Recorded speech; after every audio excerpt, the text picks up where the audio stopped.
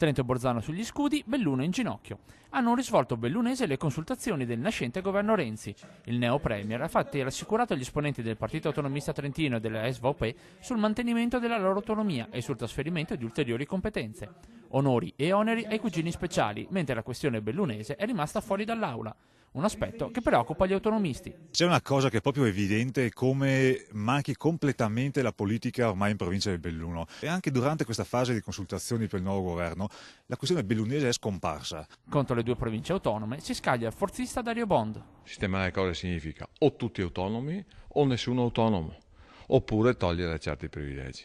Non esiste più il Trattato di Parigi, si può tranquillamente cancellare. Non esistono più certi privilegi che ci sono, 9 decimi di tributi versati alle casse di Bolzano e di Trento. Decidere significa fare giustizia. Dal movimento Belluno Autonoma parte la richiesta al nuovo segretario regionale del Partito Democratico, Roger De Menec. Dove portare Renzi a Belluno e fargli firmare un documento in cui si scrive chiaramente che Belluno e Sondrio, diciamo noi, devono essere messi in Costituzione come comunità alpine autonome. Il BARD continua a lavorare e se da Venezia non arrivano risposte, l'appoggio arriva dall'alta provincia montana italiana, Sondrio. Il sogno della regione Dolomiti intanto continua. Il 30 marzo vota Comelico Superiore, poi toccherà a Voltago. Ai nostri amici ovviamente del Comelico diciamo di andare a votare convintamente per questo passaggio, e lo diciamo anche per Voltago che andrà a votare nei prossimi mesi.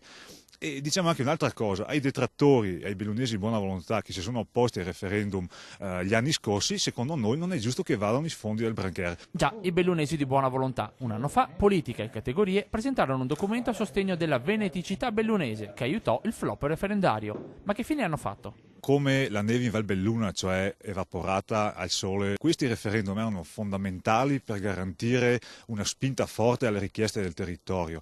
Bene, non votare non è servito a nulla, invece sarebbe stato importante che i 7 comuni avessero superato il quorum. La battaglia per l'autonomia è una battaglia che non ha un inizio e una fine, continua per sempre, è una richiesta continua di attenzione e di garanzia di quello che ci spetta.